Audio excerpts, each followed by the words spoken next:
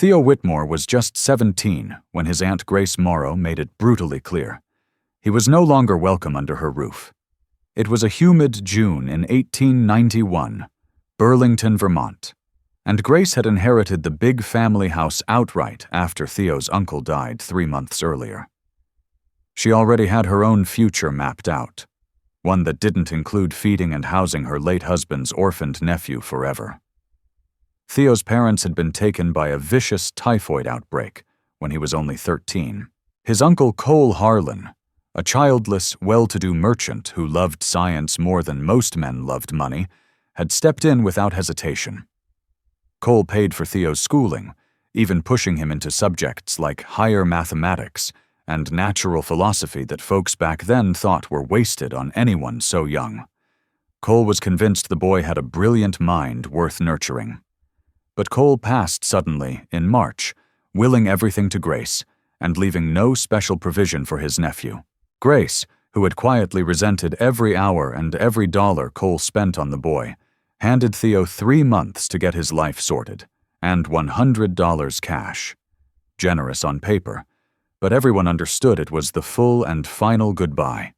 With that single billfold of bills in his pocket, Theo made a decision that blended everything he'd learned, everything he'd lost, and one forgotten property no one else would touch. An abandoned limestone observatory perched on a lonely hill 3 miles outside town. The tower had been raised in 1878 by Elias Thorne, a wealthy hobby astronomer with deep pockets. He'd built a perfect circle of local limestone, 20 feet across, 25 feet tall, walls a full 3 feet thick, and crowned it with a rotating wooden dome that peeled open to let the stars pour in. Inside once stood a fine refracting telescope. Elias died in '88. His heirs cared nothing for stargazing. They yanked out the valuable lens, sold it quick, and walked away. 6 brutal Vermont winters had rotted the dome to splinters. To most people, the place was just a weird stone cylinder in the middle of nowhere. Useless, taxable, and forgotten. Nobody bid on it. Theo saw something else entirely. He saw thick stone walls, 60 tons of limestone, that could soak up heat during the day and give it back slowly through the long, frozen nights. He saw a circular shape that naturally shed wind and kept heat from leaking out the corners. He saw a high southern slope that would drink in every weak winter sunbeam. And most important, he saw a building he might actually be able to buy. He walked straight to the tax office in Burlington. 1 acre of hilltop, plus the stone tower, carried 6 years of unpaid back taxes. $62. Pay that, and the deed was his through tax sale. 62 of his $100 bought him title to the strangest house in Chittenden County. Early July, he handed over the money. Now he had $38 left, and roughly 3 months before a Vermont winter would try to kill him. The tower stood solid yet empty, promising in some ways, brutal in others. The limestone blocks were tight, no cracks, no settling. The circle was rock-steady structurally, but the dome was gone to rot. Inside, nothing but cold, packed dirt underfoot. No furniture, no stove, no comforts. The heavy plank door still hung, though badly warped. Narrow observation slits ringed the upper walls, no real windows at all. Theo's plan was born from everything Cole had taught him about the physical world, and from the hard reality staring him in the face. He would turn this abandoned stargazing tower into a home, but he wouldn't fight its odd shape. He would use it, first things first. A roof that wouldn't leak, a floor that wouldn't freeze his feet off, heat that actually worked, and enough light to keep from going mad in the dark months ahead. He knew from his studies that a circle gave strength and held warmth better than any square or rectangle ever could. Theo knew from his books that a circle beats every other shape hands down when it comes to holding heat. For the same amount of space inside, It has the smallest outside wall area, so less surface for warmth to sneak away compared to any boxy house the same size. Those 3-foot-thick limestone walls weren't just sturdy. They were a monster heat battery, probably 60 tons of stone that sucked up warmth slowly during the day and gave it back just as slowly at night, smoothing out the brutal swings between freezing dark and pale winter sun. Rebuilding the old rotating dome was out of the question. That would take expert carpenters, fancy hardware, and money he simply didn't have. So he went practical. A plain cone roof. Cheaper, way easier for one guy working alone, and honestly tighter against rain and snow than the fiddly old dome ever was. With 20 of his remaining dollars, he bought rough-sawn lumber, 8 12-foot rafters for the main bones, plus extra planks for sheathing, and sheets of corrugated tin for the skin that would keep Vermont weather out. He loaded everything onto a borrowed handcart and shoved it the full 3 miles uphill from town, trip after sweating trip. The stone tower gave him no easy starting point, no flat-top plate to nail rafters to. So he built a sturdy wooden ring beam that sat right on the rim of the circular walls like a giant wooden washer.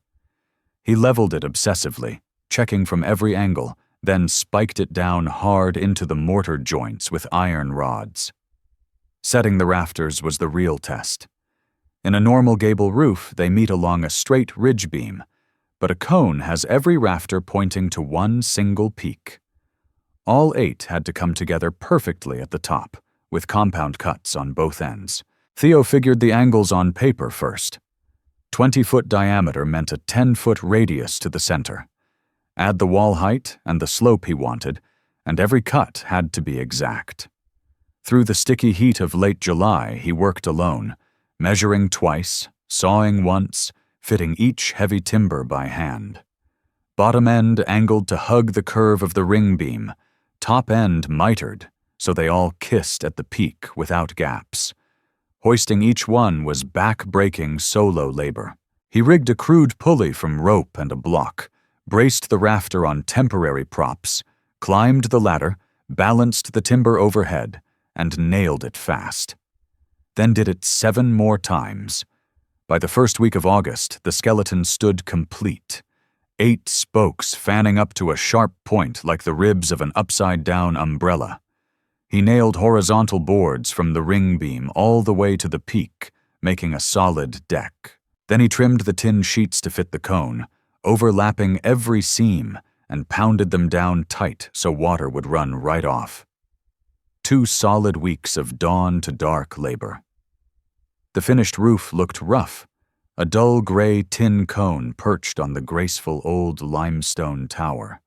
But it was bone dry inside, and had cost only the $20 he'd spent on materials. A rebuilt dome would have run hundreds. Next came the floor.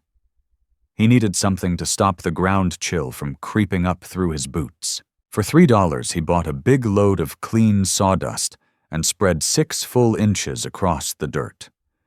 Over that, he laid salvaged planks he'd hauled from derelict barns around the county, creating a raised wooden deck that broke the cold connection to the earth. Windows were another problem. Real glass in big openings was too expensive.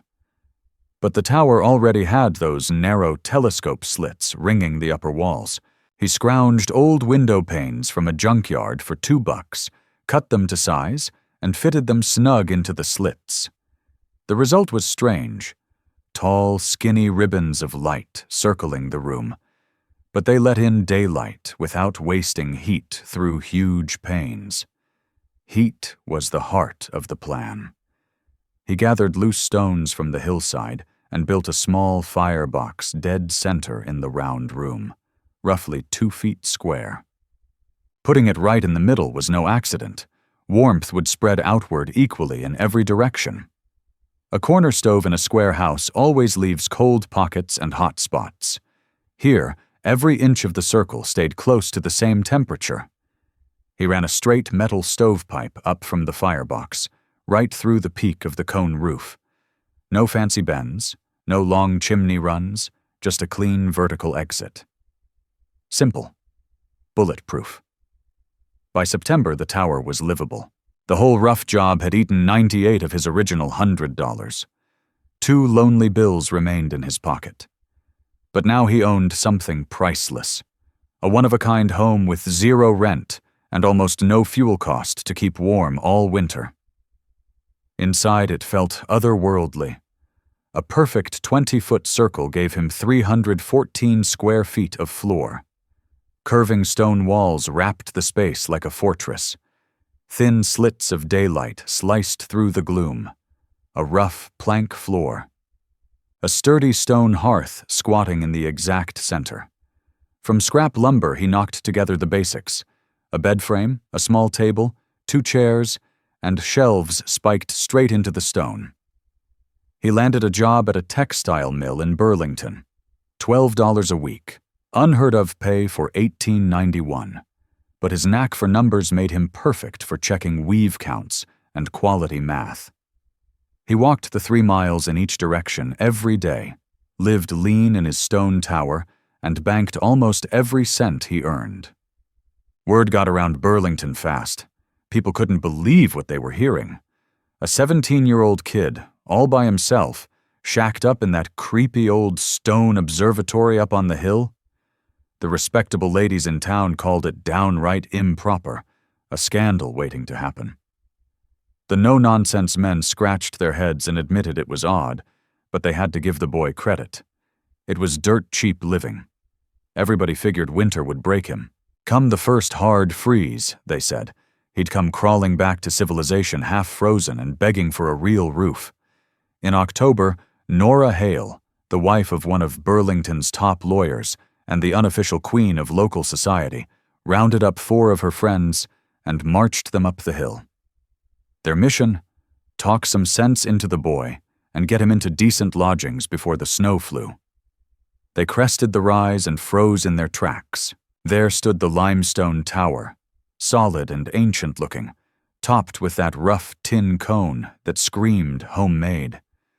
It looked like some old knight's keep somebody had slapped a grain silo on top of.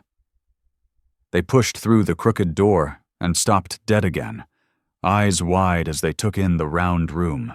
Curving stone walls all around, those skinny slit windows letting in thin blades of light. The rough plank floor, the chunky stone hearth squatting right in the middle, homemade furniture pieced together from scraps. It felt like somebody had tried to carve out a real home inside a medieval watchtower. "Mr. Whitmore," Nora said, choosing her words with care, "you're living in a stone tower, on a hill, all alone. This isn't right for a boy your age. It's cut off from everything, it's rough, it's primitive." She glanced at the walls. "Come winter, those stones are going to turn ice cold. You'll freeze solid in here. Please, take the Morrisons up on their offer. They need help around the house. Room, board, and $4 a week. That's proper." Theo met her gaze calmly. "I appreciate the worry, ma'am. But these walls hold heat like nothing else. The round shape keeps warmth in, and the fire right in the center spreads it even. This place is built better for winter than most houses in town." Nora shook her head. "It's a telescope tower, not a home. Everybody knows stone is cold. Please think about it." Theo thanked them again for coming all that way and watched the 5 women pick their way back down the path. Deep down, he knew they were already picturing him broken and begging by January. But October rolled into November, and the tower started proving everybody wrong in the quietest, most stubborn way. Every day, Theo discovered little surprises his school books had only hinted at. Things you could only really understand by living them. Those 3-foot-thick walls, all 60 tons of limestone, weren't just sitting there.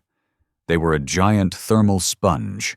Theory said thermal mass would smooth out temperature swings, but actually feeling it day after day showed details no textbook could capture. On bright October afternoons, even when the outside thermometer hovered in the 40s or 50s, the south-facing stones drank in the low sun like a slow cooker. The rock warmed maybe a degree an hour. By late afternoon, those sections felt noticeably warmer to the touch than they had at sunrise. That heat crept inward through the full 3 feet of stone, warming the inside face by evening. After dark, when the air outside plunged, the stored warmth kept bleeding back into the room. The inside temperature actually ticked up a little in the early evening, crazy as it sounded, while the world outside got colder. The walls were paying back the sun's loan, hour after hour. Theo started keeping careful notes with a cheap thermometer. A normal October day, outside dropped from 40 at dawn to 55 in the afternoon, then back to 45 by dusk. Inside, with no fire at all, it ran 52 at dawn, crept to 54 in the afternoon, and hit 55 by evening. The stone was flattening the peaks and valleys, delaying the cold, so the warmest part of the day inside came hours after the sun went down. The round shape delivered bonuses he hadn't counted on. He'd done the math. A circle has the least surface for its volume, so less heat leaks out. But he hadn't figured on wind. Vermont autumn gales hit hard, 30 to 40 miles an hour, howling across the open hill. Against a square house, the wind slams flat walls, piles up pressure in corners, forces its way through every crack. Against Theo's tower, the air just slid around the smooth curve. No flat faces to shove, no corners to funnel pressure. Outside, the roar was deafening. Inside, the air stayed eerily calm. Barely a whisper of draft. The circle turned the wind into an ally instead of an enemy. And that center hearth? Pure genius in practice. A small fire, 4 or 5 sticks of wood, was all it took. Heat poured out evenly in every direction. Because the source sat dead center, every spot in the room was the same distance from the flame. No chilly corners, no scorching side. Just steady, even warmth. Between the massive walls, maybe R6 insulation value all by themselves, the low surface area of the circle, and the perfect placement of the fire. Theo burned only about half a cord of wood the whole month of November. Regular houses around town were chewing through a full cord, or more, just to stay barely tolerable. December arrived with teeth, and the real test began. Nights in December dipped to 0, yet Theo's stone tower held steady like it had a mind of its own. Those massive walls, once soaked with heat from his short evening fires, clung to every degree for hours afterward. He'd light the hearth around 6, feed it just enough wood to burn clean till 10 o'clock. By 10, the room sat cozy at 65 degrees. The inner faces of the 3-foot-thick stone probably hovered around 60 all the way through. When the flames died down, the place cooled so gradually it barely felt like losing ground. Midnight brought 58 degrees. Dawn arrived at 50. Still cool, but never bone-chilling. Theo would wake in that 50-degree quiet, build a quick morning fire, and the whole gentle cycle rolled on day after day, sipping fuel like it was rationed. Back at his Aunt Grace Morrow's place, a typical wood-frame house with thin clapboard walls and no real mass to speak of, they couldn't crack 55 degrees even with stoves roaring non-stop. Heat poured out through those flimsy walls like water through a sieve. Corner stoves or wall-mounted ones always left cold pockets no matter how much wood you threw in.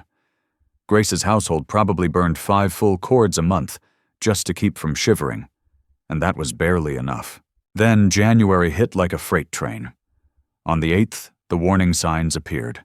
Old-timers in Vermont knew them instantly, that sharp metallic bite in the air, the way sound carried too far. It started at 10 degrees that morning.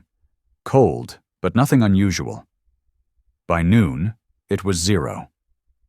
6 in the evening, -10. Midnight, -15. Dawn on the 9th, -20, and it stayed there. -20 on the 9th, -20 on the 10th, -20 again on the 11th. An Arctic high had parked itself over the state and refused to budge. No thaw, no mercy, just 9 straight days of killing cold that stripped every building bare and showed exactly what each one was made of. The wind piled on, steady at 15 miles an hour with gusts spiking to 30. Wind chill plunged the field to -40, or worse. Bare skin froze in under 3 minutes. Breathing raw outdoor air stabbed your lungs like knives. Every inhale brought coughing fits. Walking more than a block turned into a real gamble. Folks stayed inside and prayed. Through it all, Theo's observatory stood calm and defiant. His thermometer told the story that flew in the face of everything people believed about stone houses. Those 60 tons of limestone had started the snap averaging around 55 degrees inside the mass, holding a colossal reserve of stored heat. He did the rough math in his head. 60 tons is 120,000 pounds. Limestone's specific heat runs about 0. 2 British thermal units per pound per degree Fahrenheit. If the walls dropped just 5 degrees, from 55 to 50, that alone released 120,000 pounds times 5 degrees Fahrenheit times 0.2 British thermal units equals 120,000 British thermal units of pure energy, all from the stone cooling a hair. That hidden reserve meant the outside freeze couldn't claw its way in fast. He stuck to his routine. Small evening fires from 6 to 10, maybe 6 pieces of wood total. The blaze pushed room air to 65 degrees and, more crucially, warmed the inner stone surfaces. Heat sank slowly through the full 3 feet, charging the giant thermal battery deeper. After 10 o'clock, the fire went out, but the room eased down gently. 60 degrees by midnight, 55 by 3 a.m., 50 by 6 in the morning. The walls kept giving back heat hour after hour. In a thin-walled house, the temperature would have crashed to match the outdoors in 3 or 4 hours flat. Here, with 60 tons doing the heavy lifting, changes stretched over 12 to 16 hours. Fuel use during the snap? Barely different from a normal December. Half a quart across the whole 9 days. He burned the same modest fires he always had. The mass handled the rest. Meanwhile, regular houses in Burlington were crumbling under the strain. By day 3, it was obvious who was winning. Nora Hale's place, solid by 1890 standards, plastered walls, good stoves in the parlor and kitchen, struggled to hold 50 degrees. They fed wood around the clock, stoking both fires every hour without a break. Even then, the thermometer bounced between 48 and 52, depending on the wind and how fresh the last load was. Their woodpile vanished at a terrifying rate, about 1.5 cords gone in the first 4 days, enough that should have lasted 6 weeks in ordinary weather. At that burn, they'd run dry in 3 weeks total, with 2 months of winter still staring them down. The numbers didn't lie. They were staring at disaster. At the rate they were going, the Hales would run out of wood in no time and face sky-high emergency prices. Or worse, start tossing chairs and tables into the parlor stove just to keep the kids from turning blue. The Morrisons had it even rougher. Their place was thrown up on the cheap years ago. Barely any insulation worth the name. Drafts snuck in around every window sash and door jamb like unwelcome guests, while heat fled straight up through the skimpy attic and out through those paper-thin walls. By January 11th, the inside thermometer read a miserable 43 degrees.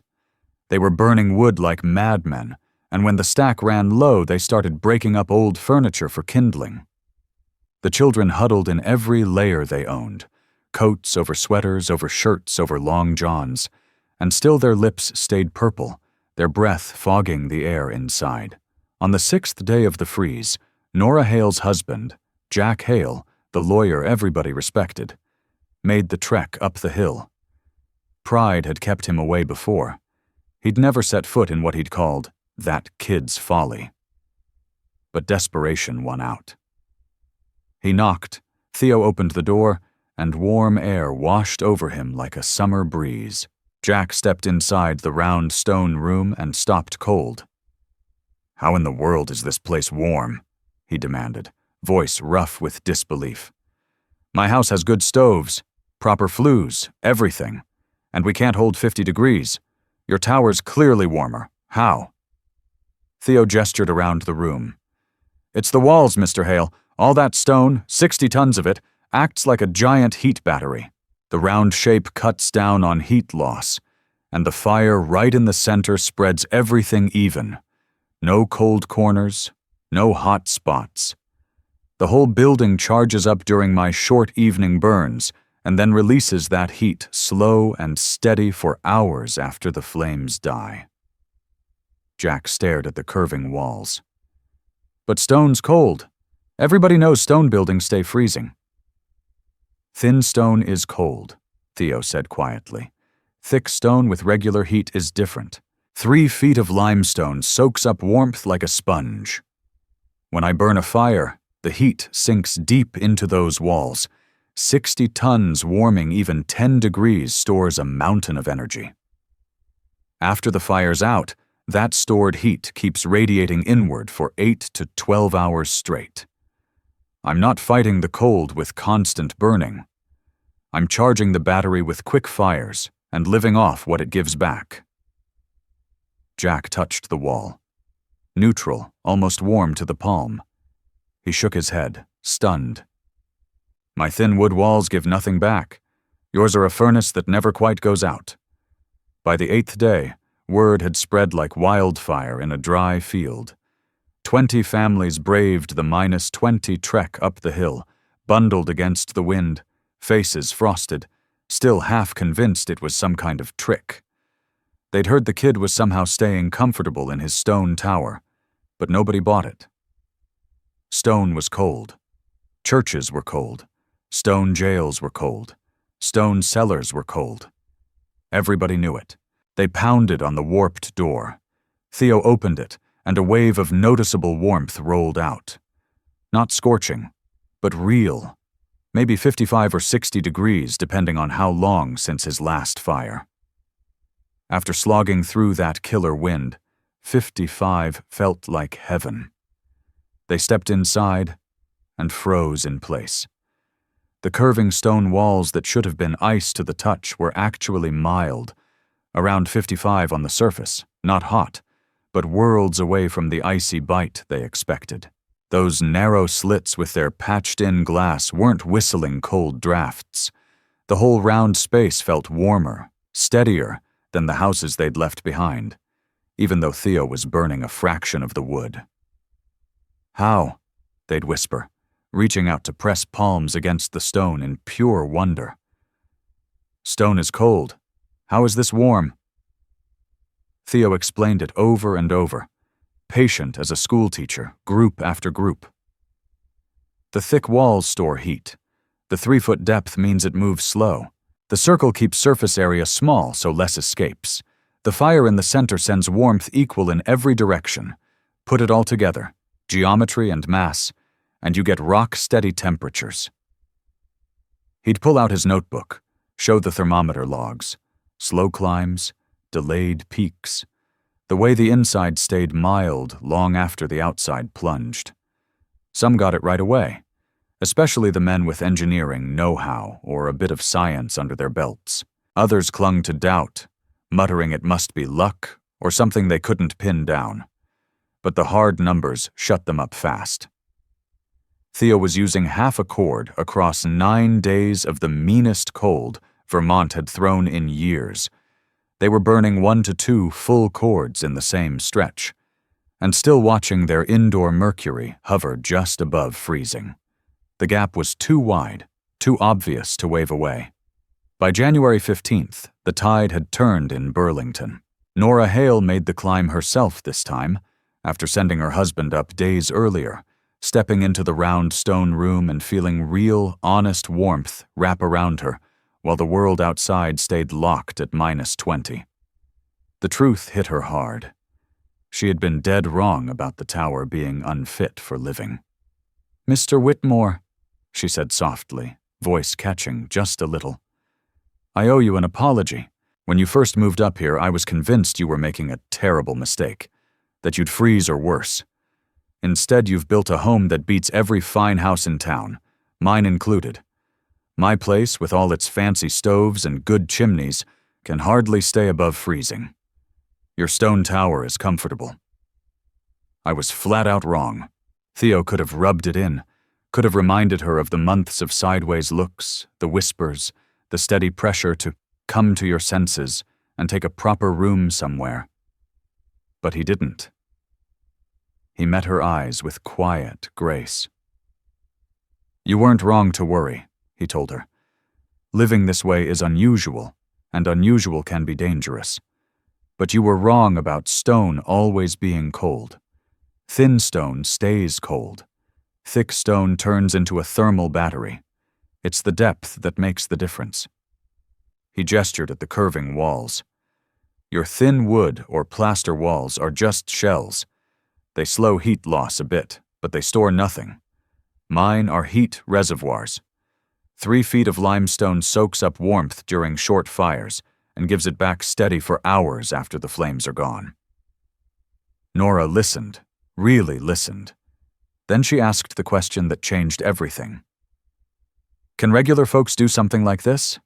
Could we bring some of these ideas into ordinary houses?" Theo nodded. Building brand new round stone places would cost a fortune. But you don't have to start from scratch. Add heavy masonry walls inside existing homes to soak up and release heat. Move stoves closer to the center so warmth spreads even. Learn about thermal lag, how mass holds off temperature swings, and you can heat smarter, not harder. The shift didn't stop with one conversation. It spread like spring thaw through Burlington's streets and parlors. By the time the snow finally melted in 1892, 2 families had brought in masons to build thick stone interior walls designed purely for heat storage. 3 more had pulled their stoves out of corners and reset them nearer the middle of the main rooms.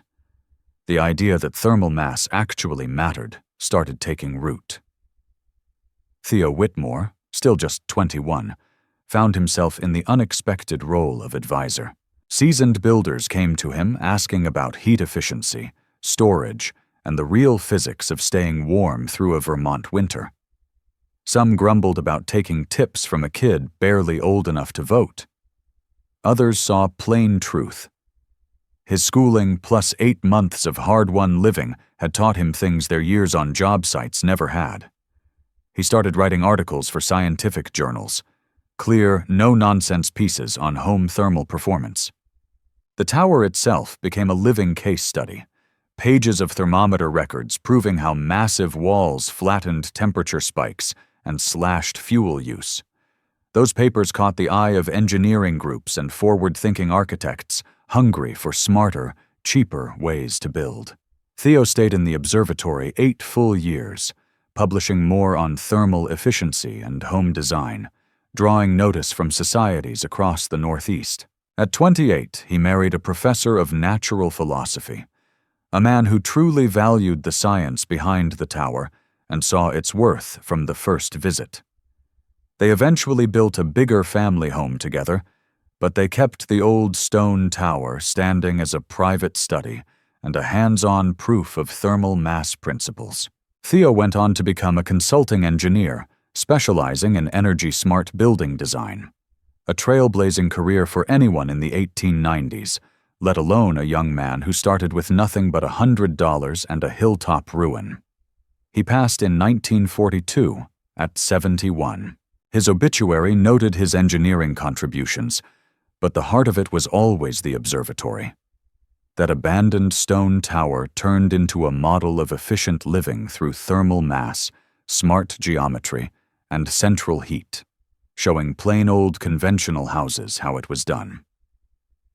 The tower still stands today, cared for by the University of Vermont's physics department. Modern heat flow studies back up every claim. Those 3-foot limestone walls deliver huge storage capacity. During that legendary cold snap, the place stayed livable on roughly 1/10 the fuel burned by standard homes. This is the story of a 17-year-old boy who figured out that real luxury isn't fancy trim or big price tags. It's plain comfort won through understanding how the physical world works. He proved that a so-called weird building can leave every normal one in the dust when you respect thermal mass and shape. His stone castle beat everyone's regular houses hands down, because science always trumps stubborn tradition. Finally, let me send my deep thanks to you. Thank you for giving your time to this story. Some journeys shape us, and we hope this one left a mark on your heart. There are more paths ahead, more legends of love, hardship, and redemption beneath the western sky. Please subscribe, leave your thoughts, and travel with us once again. Thank you, and God bless. Aviso legal/disclaimer. The stories presented here are creative expressions and may mix historical inspiration with dramatized scenes. AI tools contribute to some elements of voice, imagery, and structure. But every published story is refined by editors and creators to ensure authentic emotional impact. We honor YouTube's policies and do not generate deceptive likenesses or artificial depictions of real people. All audiovisual components are legally licensed. Any use, redistribution, or alteration of this content must be granted through written consent. Your presence here means a lot. Thank you for supporting artistic storytelling.